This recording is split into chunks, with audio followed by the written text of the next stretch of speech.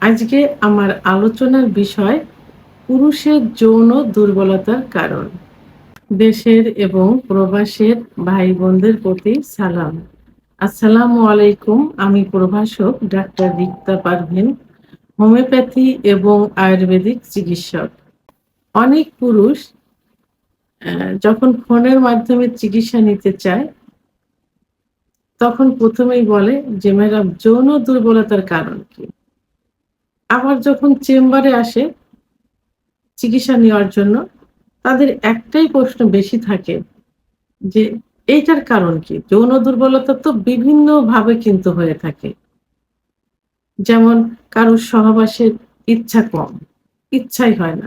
সুন্দরী বউ পার্টনার পাশে থাকলে কোনো ইচ্ছাই হয় না। আবার কারোর দেখা যায় যে ইচ্ছা হচ্ছে বাট লিঙ্গের উত্থান হচ্ছে না, লিঙ্গ দাঁড়াচ্ছে না। আবার কারোর এমন থাকে যে ইচ্ছা হয়, উত্থান হয়, সহবাসে গেলে সময় পায় না। ৩০-৪০ সেকেন্ডের মধ্যে বীর্যপাত হয়ে যায়। কারোর বীর্যপাত ছাড়াই লিঙ্গ নিস্তেজ হয়ে যায়। কারোর লিঙ্গের খর্বতা, এই বিভিন্ন যৌন দুর্বলতা ও কথা বলে থাকি। অর্থাৎ যে একেকটা একেকভাবে প্রকাশ পায়। আর সবগুলোই কিন্তু যৌন দুর্বলতার ভিতরে আসে। ইচ্ছা না হওয়া, উত্থান না হওয়া, সময় না হওয়া, লিঙ্গের খর্বতা সবকিছু যৌন দুর্বলতার একটা অংশ। তো এখন যদি কেউ এসে আসে যে তার উত্থান হয় না, সে এসে বলে যে, "ম্যাডাম উত্থান কেন হয় না? সময় কেন হয় না? কি কারণে হয় না?" তাদের প্রশ্ন এমন থাকে। তো অ প্রশ্ন অত্যাধিক পরিমাণ হওয়ার কারণে আমি আজকে ভিডিওতেই আসছি যে সবাইকে যাতে এটা জানতে পারেন, বুঝতে পারেন। কারণ আমার থেকেও অনেক বড়, বড় মাপের ডাক্তাররাও এ বিষয়ে কিন্তু অনেক বলেছেন। ডাক্তাররা আমি এটার আগেও একটা ভিডিওতে আমি দিয়েছি। তারপরেও কিন্তু বারবার একটাই প্রশ্ন থাকে। তো যাই হোক, যৌন দুর্বলতার প্রধান যে কারণ সেটা হলো ডিপ্রেশন। অর্থাৎ মানসিক দুশ্চিন্তা। আর এই মানসিক দুশ্চিন্তা কোথার থেকে আসে? হয় স্বামী-স্ত্রীর মধ্যে সম্পর্কের অবনতি, অথবা চাকরি, ব্যবসা-বাণিজ্য, ফ্যামিলি, সামাজিক পরিবার বিভিন্ন জায়গার বিভিন্ন সমস্যার কারণে সে ডিপ্রেশনে ভুগতে থাকে একটা পুরুষ। এই ডিপ্রেশনটাও কিন্তু যৌন দুর্বলতার প্রধান একটা কারণ। যৌন দুর্বলতার জন্য শারীরিক, মানসিক উভয়ই কিন্তু দায়ী। তো অনেকের ধারণা যে যৌন দুর্বলতা আ আসে অ অতিরিক্ত হস্তমৈথুনের কারণে। অর্থাৎ হস্তমৈথুনের কারণে, অতিরিক্ত না। আসলে হস্তমৈথুন ইসলামের দৃষ্টিতে সম্পূর্ণ নিষিদ্ধ। কিন্তু মাসে ১-২ বার হস্তমৈথুন করলে মেডিকেল সায়েন্স অনুযায়ী যৌন দুর্বলতা আসে না। কিন্তু যখন অত্যাধিক পরিমাণ হয়ে যায়, তখন যৌন দুর্বলতার জন্য কিছুটা সে দায়ী হয়। বিছানায় ঘর্ষণ দিয়ে বীর্যপাত করলে লিঙ্গের গোড়ার যে শিরাগুলো থাকে, এই শিরাগুলো লুজ হয়ে যায়, অনেক সময় শিরা চিরেও যেতে পারে। এটাও ধীরে, ধীরে কিন্তু লিঙ্গের উত্থানজনিত সমস্যায় পরিণত হয়।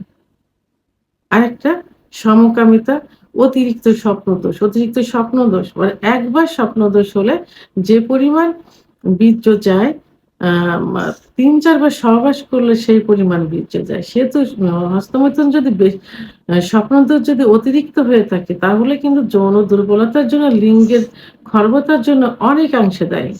আবার অতিরিক্ত যৌন মিলন। তো এই সবকিছু মিলে অ্যা যৌন অক্ষমতা আসে। কিন্তু যৌন অক্ষমতার মেইন যেটা দায়ী সেটা হলো পুরুষের হরমোন। পুরুষের যে হরমোন আছে যার উপর নির্ভর করে সেক্স লাইফটা চলে। যেমন একটা গাড়ির মেইন হলো ইঞ্জিন। ইঞ্জিন ছাড়া কিন্তু গাড়ি চলতে পারে না। সেহেতু টেস্টোস্টেরন হরমোন ছাড়া পুরুষের সেক্সুয়াল লাইফটা কিন্তু চলতে পারে না।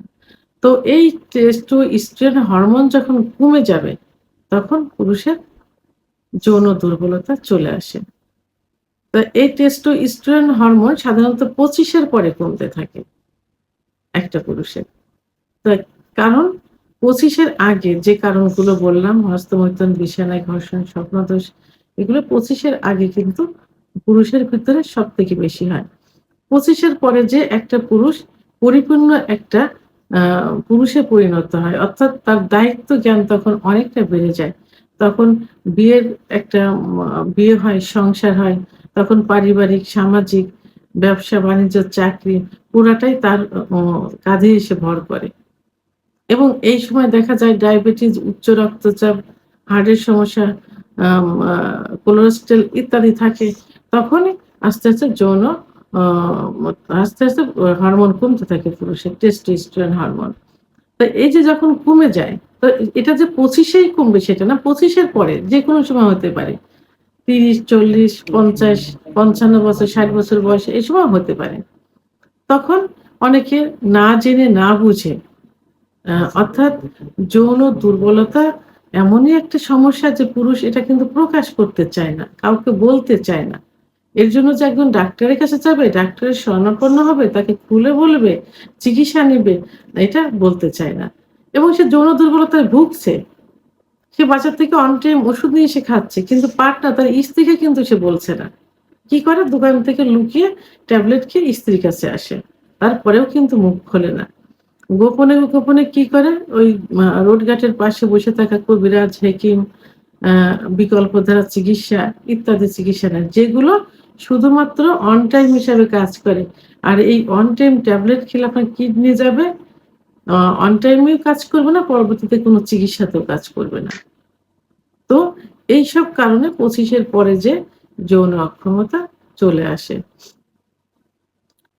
অর্থাৎ ২৫ এর পরে টেস্টোস্টেরন হরমোন কমতে থাকে, তখন যৌন অক্ষমতা চলে আসে। তো এখন অনেক আবার এটাও দেখা যায় যে, অ্যা যে স্বামী-স্ত্রীর সম্পর্কের অবনতি। বিয়ের ১ম স্ত্রী স্বামীকে আকর্ষণ করে, কিন্তু এরপরে যে স্ত্রীর প্রতি স্বামীর কোনো আকর্ষণ থাকে না। অনেক পুরুষ এমনও বলে থাকে যে, স্ত্রীর কাছে গেলে সহবাসের কোনো ইচ্ছা হয় না, সহবাসের সময় পায় না। কিন্তু পার্টনারের কাছে গেলে কিন্তু বাইরে কোনো মেয়ের কাছে গেলে তারা কিন্তু এই সমস্যা হয় না। তারা ঠিকমতো সহবাস করতে পারে। তাহলে এখানে কি হলো? এ এটা কিন্তু যৌন অক্ষমতার ভিতরে আসবে না। এটা যৌন অক্ষমতা, স্ত্রীর প্রতি তার কোনো আকর্ষণ নেই। অর্থাৎ স্ত্রীর কে সে পছন্দ করে না, অথবা স্ত্রী তাকে আকৃষ্ট করতে পারে না। যদি স্বামী-স্ত্রীর ভিতর সম্পর্ক ভালো থাকে, তাহলে কোনো যৌন দুর্বলতাই কিন্তু স্বামীকে দুর্বল করতে পারে না। কারণ শেয়ার করবে দুজন। স্ত্রী তাকে সহযোগিতা করবে বিভিন্ন খাবার, যেটাতে টেস্টোস্টেরন হরমোন বাড়বে। দুধ, ডিম, খেজুর, কাজু বাদাম এগুলো তাকে খাওয়াতে সহায়তা করবে। একজন পুরুষ কিন্তু লুকিয়ে, লুকিয়ে এগুলো খাইতে পারে না। স্ত্রী তাকে সাহস দিবে, তাকে ডাক্তারের কাছে নিয়ে যাবে, নিজে ওষুধ খাওয়াবে ইত্যাদি। তো এই যে স্ত্রীকে পছন্দ না হওয়া এবং স্ত্রীর সঙ্গে সম্পর্ক ভালো না থাকা, এটাও কিন্তু যৌন দুর্বলতার কারণ। আবার ২৫ এর আবার ৪৫ এর পরে গিয়ে পুরুষের প্রোস্টেট গ্ল্যান্ডের সমস্যা হয়। যদি প্রোস্টেট গ্ল্যান্ডের সমস্যা হয়, প্রোস্টেট বড় হয়ে যায়, প্রোস্টেট অপারেশন করা হয়, তাহলেও কিন্তু যৌন দুর্বলতা চলে আসে।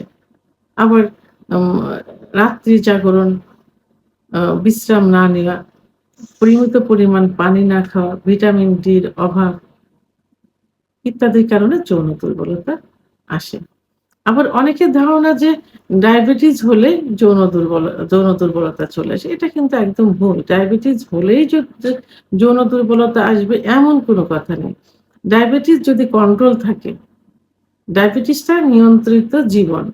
যেটা আমাদের মহানবী সাল্লাল্লাহু আলাইহি সাল্লাম জীবন আদর্শে ছিল। তার যে আ আ আ জীবনের আদর্শ সেটা অনুসরণ করলেই কিন্তু ডায়াবেটিসের হাত থেকে মুক্তি পাওয়া যায়। সেহেতু ডায়াবেটিস কোনো অম রোগ না, যদি সেটাকে নিয়ন্ত্রিত অবস্থায় রাখা যায়। যদি ডায়াবেটিস দেখা যায় যে ৬ মাস মতো কন্ট্রোল নেই, সেখানেও কিন্তু যৌন দুর্বলতা আসবে না। অনেক সময় দেখা যায় যে আ ৭০-৭৫ বয়সের বৃদ্ধ এসে বলছে যে তার যৌন দুর্বলতা নেই, কোনো সমস্যা নেই। আবার অনেক সময় দেখা যায় যে উম একজন ডায়াবেটিসের রোগীও কিন্তু এসে বলে যে তার কোনো সমস্যা নেই। কারণ তার ডায়াবেটিস নিয়ন্ত্রিত আছে। সেহেতু ডায়াবেটিস নিয়ন্ত্রিত থাকলে, আর যার ডায়াবেটিস নেই সব একই রকম জীবনযাপন করতে পারে। তো এখন যৌন দুর্বলতার প্রধান যে কারণগুলো, এই কারণগুলো মধ্যে প্রধান হলো ডিপ্রেশন। এই ডিপ্রেশনের ভিতরে যাওয়া যাবে না। ডিপ্রেশন থেকে বেরিয়ে আসেন, তাহলে দেখবেন সুস্থ থাকবেন। যৌন জীবন সুখে থাকবে। আর স্বামী-স্ত্রীর সম্পর্ক অবশ্যই উন্নয়ন করতে হবে। ভিডিওটি সম্পর্কে যদি কোনো মতামত থেকে থাকে অবশ্যই কমেন্টস এর মাধ্যমে জানাবেন। আর ভিডিওটি ভালো লাগলে লাইক, কমেন্ট, সাবস্ক্রাইব করে আমার সঙ্গে থাকুন। আল্লাহ হাফেজ।